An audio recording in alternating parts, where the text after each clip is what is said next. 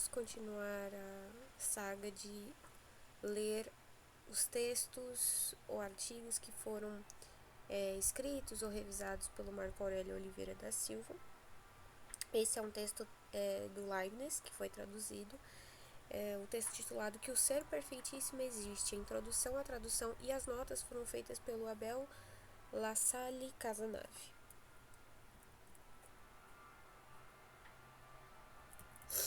Griselda Gaiada e Marco Aurélio Oliveira da Silva. Foram esses três, tá? Abel Lassalle Casanave, Griselda Gaiada e o Marco Aurélio Oliveira da Silva. Vamos para a introdução. O texto cuja transcrição da edição da Academia e tradução ora apresentamos, intitulado Que o Ser Perfeitíssimo Existe, é uma das 31 peças que compõem o De Summa Rerum, DSR, título dado pela edição da Academia ao conjunto de notas que o Leibniz redigiu com o objetivo de fazer o sumário de suas reflexões metafísicas com vistas a compor um tratado que nunca chegou a ser escrito.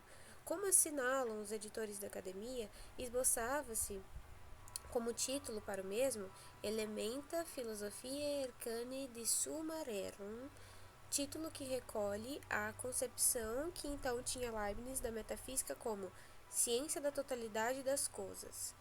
Boa parte dos textos do DCR correspondem ao último ano de Leibniz em Paris, ainda que um terço deles tivesse sido composto durante sua viagem de retorno à Alemanha, passando pela Holanda e possivelmente também durante seus primeiros dias em Hanover. O período parisiense durou pouco mais de 4 anos. Em 19 de março de 1672, Leibniz partiu desde Mainz a Paris, cidade que abandonou em 4 de outubro de 1676 para trabalhar a serviço do Duque de Hanover. No entanto, esses 4 anos foram muito intensos e frutíferos do ponto de vista intelectual e de vínculos científicos e filosóficos. Quando Leibniz chegou a Paris, seu conhecimento de Descartes não superava as noções gerais da doxa e praticamente carecia de formação matemática. No entanto, em apenas alguns anos, em fins de 1675, havia dado passos muito importantes no desenvolvimento do cálculo infinitesimal.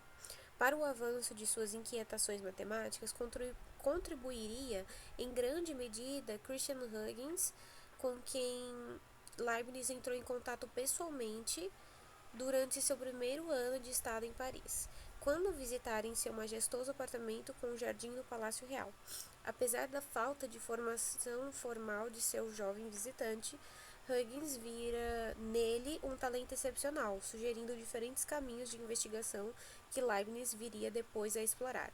A troca de correspondência iniciada e nesse período duraria até a morte de Huygens em 1695 e propiciaria a Leibniz os fundamentos para suas teorias em dinâmica. O mencionado período se caracterizou também pelo intercâmbio de argumentos filosóficos com o círculo de cartesianos, entre os quais se destacavam Malebranche e com Antoine Ernaux. Além disso, graças ao genro de Colbert, Leibniz pôde conhecer vários eruditos e membros da Academia Francesa, como Abad Galois e Pierre Daniel Rouet. Não obstante, as personalidades com as quais se relacionou destaca-se nesse período por sua influência sobre as ideias metafísicas de Leibniz, um jovem alemão, Enfried Walter von Tirchhaus. 5 anos mais novo do que Leibniz, Tirchhaus chegou de Londres a Paris em agosto de 1675. Os dois jovens estabeleceram amizade e mantiveram frequentemente acaloradas discussões matemáticas e metafísicas. Tirchhaus era um dos poucos iniciados na filosofia de Spinoza a quem conhecera no início da década de 1670, quando estudava em Leiden, e com quem mantinha uma fluida correspondência desde outubro de 1674. Tirchhaus imediatamente levantou em Leibniz o fantasma de Spinoza, e mesmo ele tendo sido proibido revelar o que sabia da ética, ainda inédita, ele compartilhara, talvez sem completa fidelidade, várias das ideias daquele livro com seu compatriota Leibniz. A série de discussões e debates em torno da filosofia de Spinoza reavivou o desejo de Leibniz de estabelecer um contato pessoal com aquele, o que finalmente ocorreu em novembro de 1676, por ocasião da escala que fizera em Haia antes de retornar à Alemanha.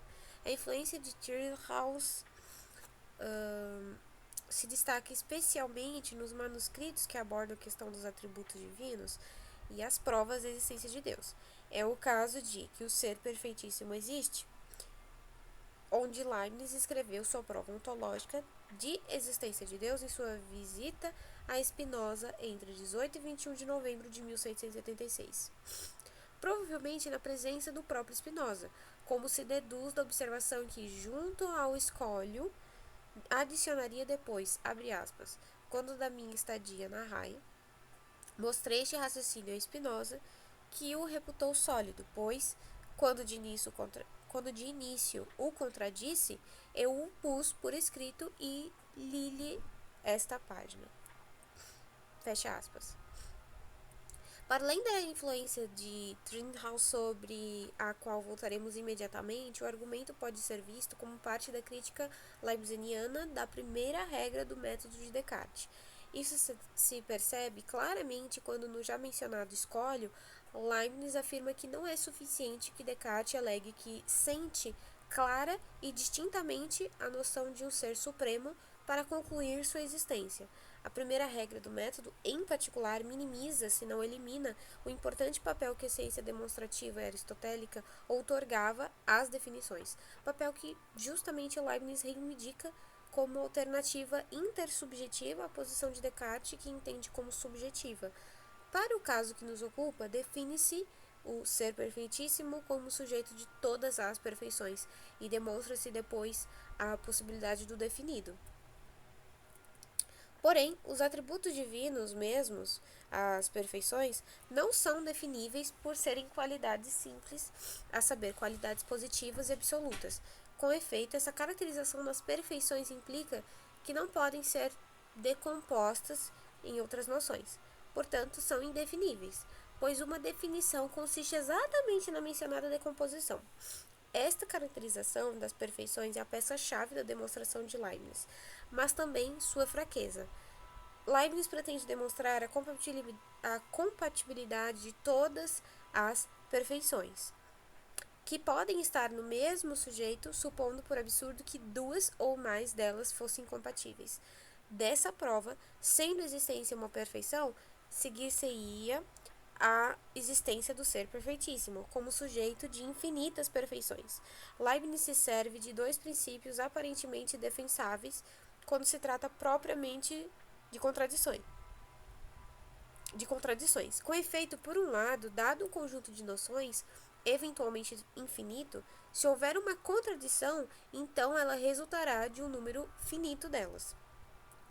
Outro sim, a contradição em questão ou bem será explícita, pois a contradição em questão ou bem será explícita, pois essas noções serão a negação da outra, ou bem será finitamente demonstrável, por decomposição de uma das duas ou de ambas as noções. No entanto, a relação lógica aqui em questão é a incompatibilidade, não a contradição. Leibniz argumenta que, por serem positivas, não há negatividade entre duas ou mais perfeições quaisquer. Logo, não haveria incompatibilidade explícita. Além disso, por serem simples, não podem ser decompostas. E se a incompatibilidade ainda assim fosse demonstrável, então se poderia demonstrar também a incompatibilidade de quaisquer noções por serem simplesmente diferentes. Logo, tampouco é demonstrável. Disto, concluir-se-ia que a hipótese de absurdo é falsa. Portanto, que as perfeições são compatíveis. Porém, em escritos posteriores, Leibniz será cauteloso em supor que princípios que vigem entre relações lógicas de contradição e que valem para noções complexas possam ser aplicados a relações lógicas de incompatibilidade entre noções putativamente simples. Como já mencionado, o manuscrito começa com a caracterização de perfeição, o atributo divino, tema que já fora tratado em diversos textos do DSR, e no qual se reconhece a influência do que Leibniz conhecia por Trinhaus acerca das reflexões de Spinoza. Seguindo a seu modo a definição spinoziana de atributo, como que o entendimento de Deus percebe de si enquanto constitutivo de sua essência, Leibniz oferece ao longo de suas notas uma elaborada caracterização que pode ser resumida em 6 traços principais. Primeiro, ser perfeitíssimo é o sujeito de todos os atributos. Segundo, tais atributos são formas simples e por isso inanalisáveis. Terceiro, os atributos divinos são compatíveis entre si. Quarto, há uma infinidade de atributos, porque se houver apenas um, unicamente um aspecto ou coisa seria pensado.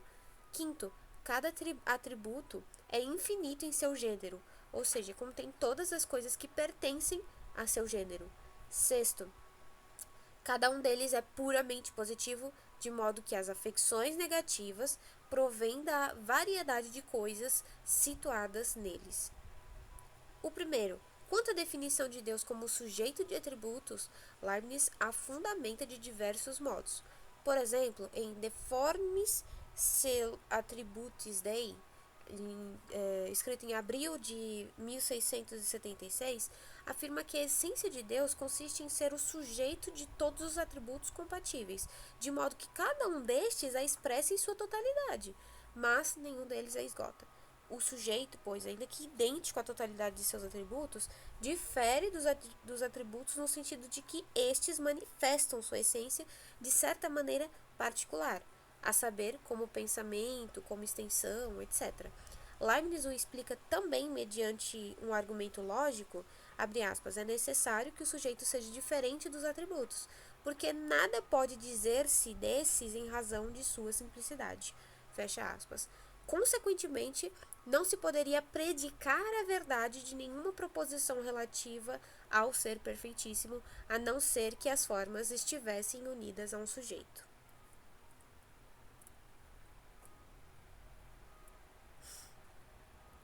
Segundo, com respeito à simplicidade dos atributos e sua consequente impossibilidade de ser analisados, a razão disso se fundamentaria em que as formas são concebidas por si, de modo que não podem ser decompostas em nenhuma outra causa ou conceito mais simples. Além disso, o sujeito que se autorrevela através delas seria apenas por elas e considerado para além de seus atributos, não seria nada do que é. Dito de outro modo, a essência divina não é um composto de perfeições ou qualidades simples. Deus é a unidade manifestada de infinitas maneiras. Terceiro, tal é a razão também de que os atributos sejam compatíveis entre si, pois Deus não poderia pensar-se a si mesmo por meio de infinidade de formas contra, por assim dizer, o princípio de contradição. Em outras palavras, se seus atributos fossem incompatíveis, o ser perfeitíssimo, cuja definição os compreende todos, não seria possível. Daí a importância que tem para Leibniz o fato de demonstrar que, abre aspas, todos os atributos positivos são compatíveis entre si, fecha aspas, pois fazê-lo é provar que Deus é possível e, consequentemente, que o ser perfeitíssimo existe. Quarto, Deus infinitis se manifeste modis, afirma Leibniz. Se Deus se manifestasse em um único atributo, seria percebido de um só modo possível, ao modo de uma substância finita que, por exemplo, apenas percebe, por assim dizer, em um mundo de extensão. O que contraria a definição de um ser perfeitíssimo que contém toda a essência. Por isso, insiste Leibniz que é necessário que haja muitos atributos afirmativos primeiros, uma vez que, do contrário, apenas uma coisa poderia ser compreendida, o que limitaria as perfeições de Deus, ou, dito de modo melhor, solaparia sua essência. Quinto, segundo Leibniz, todo atributo meramente afirmativo é infinito, ou o máximo possível. Os atributos são infinitos em ao menos dois sentidos. Por um lado, enquanto expressão da essência divina, não podem estar circunscritos por limites. Por outro lado, enquanto tipos de mundo, genera mundi, que contém todas as coisas de seu gênero, não podem estar limitados no que diz respeito ao número de coisas existentes. Em outras palavras, a infinita variedade de coisas parece ser uma exigência da estrutura expressiva dos mundos ou gêneros que as contêm. Isoladas e sem multiplicidade, as coisas não teriam o que perceber. Sexto, se os atributos são puramente positivos, ainda resta explicar de onde provém as afecções negativas.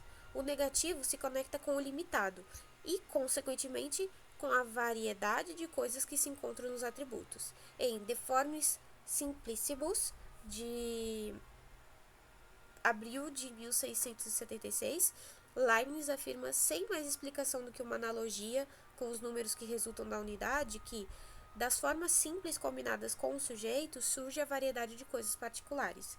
Os seres finitos são, pois, em sintonia acentuada com Spinoza, modificações ou afecções da essência divina sob o atributo considerado. Em outros termos, o modo de ser finito é um aspecto indispensável ou expressão de uma mesma essência, de sorte que, em cada gênero de coisas, deve haver uma infinidade de pontos de vista particulares. Diferentemente dos atributos inanalisáveis, a afecção é definida por Leibniz como um predicado necessário analisável em atributos, ou seja, demonstrável do sujeito. Determinar se Leibniz aderiu ou não, nesta época, ao monismo substancial ainda é assunto de controvérsia. Em todo caso, há manuscritos em que defende claramente uma distinção modal contra o pluralismo substancial, argumentando que, havendo uma genuína distinção substancial, cada substância poderia ser entendida perfeitamente por si mesma, sem necessidade de remeter àquela que é a razão última de todas as coisas. Para além disso, o que resulta mais interessante com relação à questão dos atributos é se podem ser considerados, em algum sentido, como equivalentes aos mundos possíveis. Kustad parece ser desta opinião, ao sustentar que Leibniz teria interpretado a doutrina dos atributos de Spinoza em termos de mundos múltiplos, todos eles atuais, ainda que com grandes diferenças entre si, devido à sua situação espacial e temporal.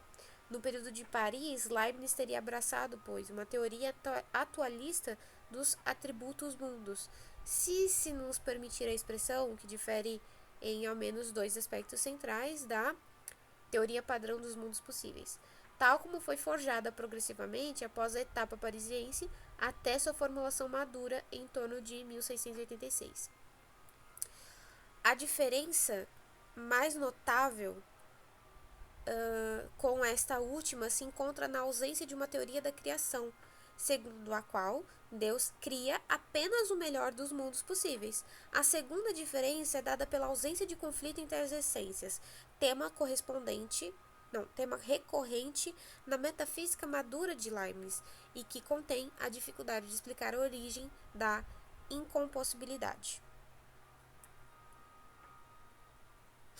Tendo em conta que todos os termos puramente positivos parecem ser compatíveis entre si, apesar de tais diferenças, destaca-se como característica comum entre as teorias atualista e possibilista o fato de que cada mundo diferiria dos demais por possuir um sistema de leis único, ainda que em todos eles haveria percepção, ou pensamento e situação. A unicidade do sistema nomológico de cada mundo tem sido tratada geralmente em conexão com a ordem espacial. Haveria tantos espaços quanto sistemas de legalidade para cada mundo. A questão de se os espaços e coisas pertencentes aos mundos que não conhecemos têm ou não uma existência meramente mental, enquanto phenomena dei, como expressa Hescher, remete ao problema já reconhecido por Russell, acerca de quão possibilista ou anti-atualista foi, no fundo, a teoria dos mundos possíveis de Leibniz. Final da introdução.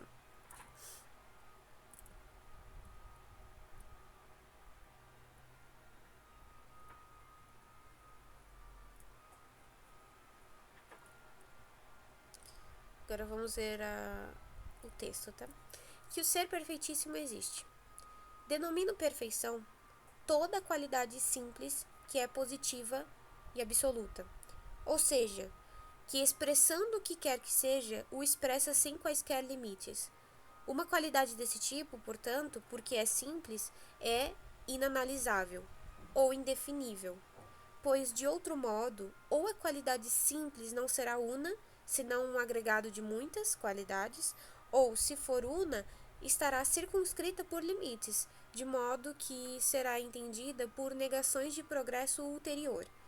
O que é contrário à hipótese, pois a qualidade tinha sido assumida puramente positiva.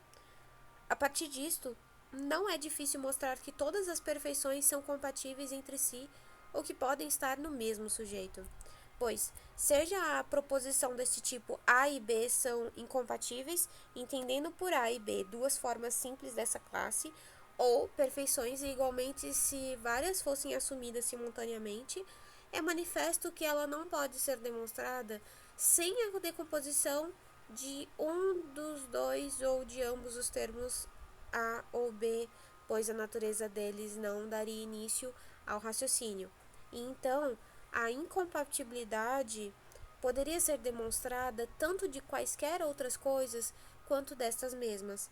Porém, elas são, por hipótese, inanalisáveis. Logo, essa proposição não pode ser demonstrada a respeito delas.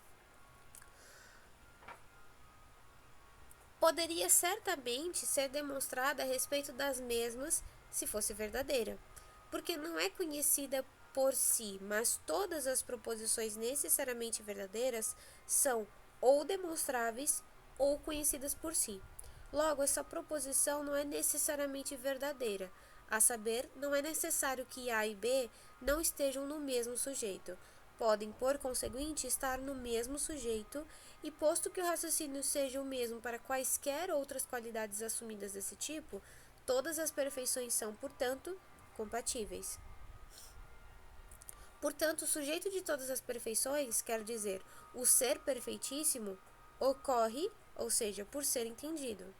Donde também é manifesto que existe, posto que a existência estaria contida no número das perfeições. Isto pode ser mostrado acerca das formas compostas a partir das absolutas, desde que estas últimas sejam dadas. Quando, da minha estadia na raia, mostrei este raciocínio a Spinoza, que o reputou sólido, pois, quando de início o contradisse, eu o pus por escrito e li-lhe esta página.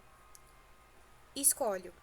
O argumento de Descartes acerca da existência do ser perfeitíssimo supôs que o ser perfeitíssimo pode ser entendido ou que é possível.